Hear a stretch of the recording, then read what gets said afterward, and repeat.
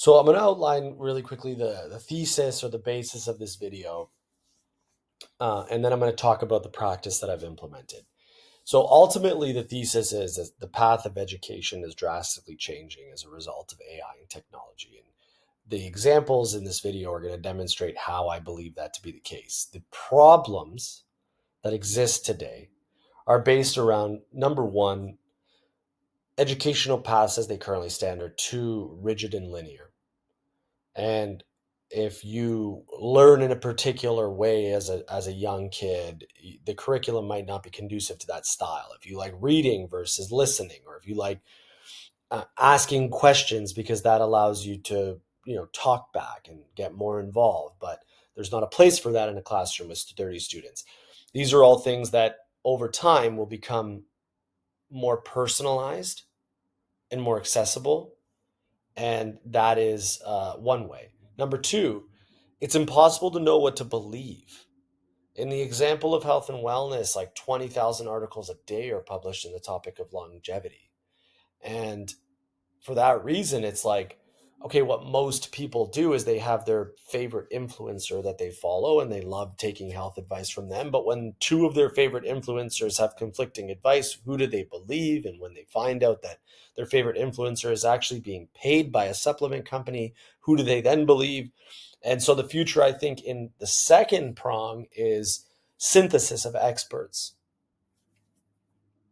so that you can have like a matrix of opinions around any given topic and an understanding of like where the convergence exists in the information versus like where the conflicting views, how sure are we of the data, understanding that. So from a personalized perspective, that's number one. Synthesis, number two. This example that I'm going to outline in the video kind of touches on both, right? So we'll talk about Naval Ravikant and Robert Greene as examples in this video. I've created, so backtracking a little bit, several weeks back, I did the exercise of like trying to build a 3-year plan, trying to do some self discovery, personal, professional development. And what came of it was an ancillary effect that ended up actually being that I documented a lot about myself in AI.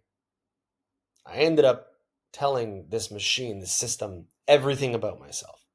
From simple things like my demographics, like where I live, how old I am, my family, to my personal, habits, interests, values, to my professional goals as I understand them, to like what, even things like financial situations, um, like sports, everything you can imagine.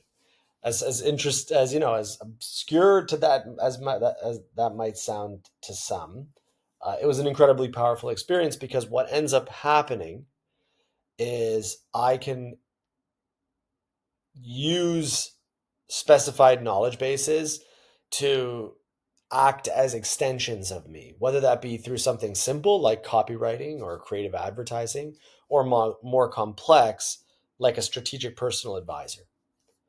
Archimedes is a system that I've created that is a strategic personal advisor to me based off some of the giants' knowledge base in personal, professional, and sales development. So the construction of this came from establishing a mission, act as my high leverage strategic advisor. That's a very important, actually, as an ode to the name. Archimedes is the famous quote, give me a lever long enough and a place to stand and I can move the world. And I think that's something that for me personally, again, this is the personalized aspect to it. I'm looking to create more high leverage situations in my life where I am compounding more. So whether I'm creating leverage through the people around me or through the knowledge that I gain or through the products that I build or through anything, that's something that's a goal for me so that I can use that to create freedom, wealth and freedom and status to the end that I desire. So Archimedes was fitting because that's what this strategic advisor, that's what they should be rooted in, is creating leverage for me. So it will guide me in building mastery, navigating power, having influence, not so much actually closing sales, having influence, making decisions, and living deliberately, consciously, evolved, self aware, so on. I gave it a tone. I established who its role models are. I gave it drives. So help me act with leverage, strategy, and inner clarity. Clarity is something that I've been seeking for past several years now, both in the way that I communicate what I think I know, but also just like understanding what is truly important to me and where my mastery lies. Values are at the foundation of everything that we are. So that's important to provide it. Like think long term, not short term, be results focused, go deep. And um, when we talk about power, it obviously is with integrity and transparency. So this is back to the synthesis, because what I can do is I can say, well, there's been amazing books that I've personally read in my life, and there's been amazing people that come highly recommended or highly esteemed or award winning, whatever criteria I, as my steering committee, establish, I'm going to train this on. So in my case, you have Robert Greene, James Clear, Stephen Pressfield. Naval Ravikant is a huge one-way mentor of mine. I say one-way because I don't have a relationship with him. Ray Dalio, um, Spin, great. Cal Newport has a few great books, probably add in a couple more from him. Um, there's a couple other authors that are really not in here, but should be, and it will continue to evolve over time. But the key in this exercise is actually controlling the knowledge base so that it is clear on how it should function and what information it should work from.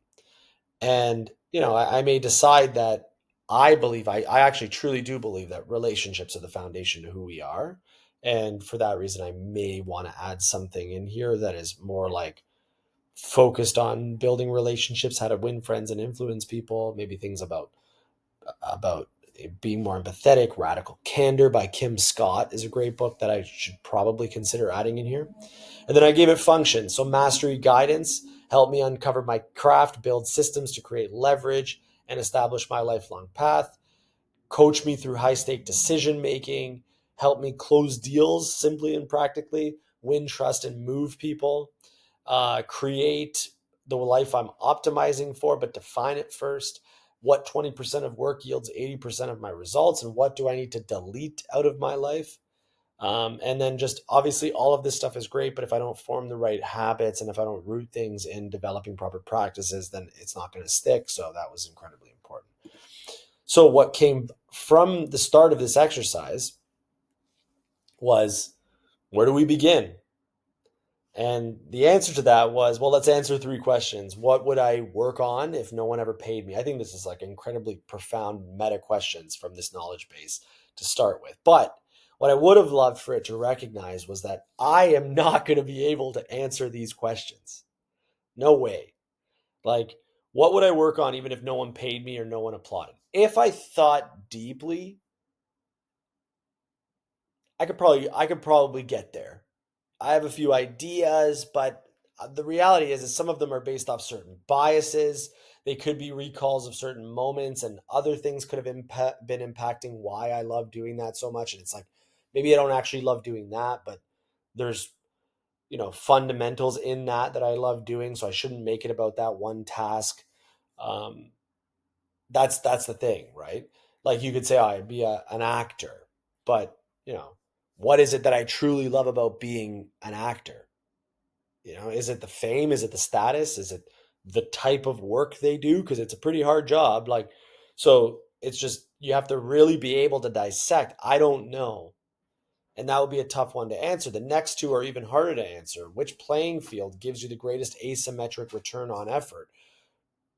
Okay, I can analyze my calendar, my schedule. I can go ask people in my life what they think the answer to that is, because the people who are closest to me might be able to recognize that. Um, I could probably think about what I've been doing, but what I've been doing might not necessarily be what actually ends up gives me the. So you understand this, right? Like it's not clear, and I think this is the first part that I talked about in hyper personalization, is that if you go into a classroom and you ask a child these 3 questions, they're never going to get to the root. They're not. They're going to answer it based off of their own lived experiences and biases, and they're not going to understand why they're actually answering it. So where am I leaking focus? Well, I could think something is low leverage and I could say I'm leaking focus there, but what if that is the 10,000 hours or 10,000 iterations that's going to be the thing that gets me to where I actually want to go? How do I know to delete that? So the exercise then becomes, how do I answer these questions?